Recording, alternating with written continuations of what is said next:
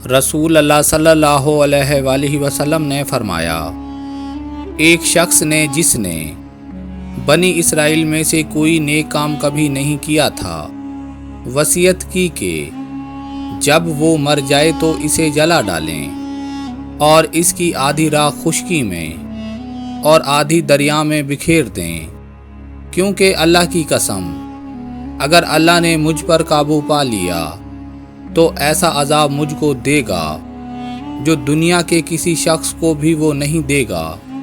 پھر اللہ نے سمندر کو حکم دیا اور اس نے تمام راکھ جمع کر دی جو اس کے اندر تھی۔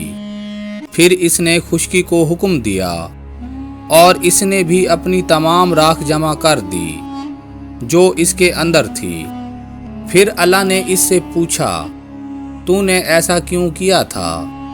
اس نے عرض کیا، اے رب، تیرے خوف سے میں نے ایسا کیا اور تو سب سے زیادہ جاننے والا ہے۔ پس اللہ نے اس کو بخش دیا۔ حضور نے فرمایا، اللہ اس شخص کے چہرے کو تر و تازہ رکھے جس نے میرے سے کوئی حدیث سنی، پھر جیسے سنی ویسے اسے آگے پہنچا دیا۔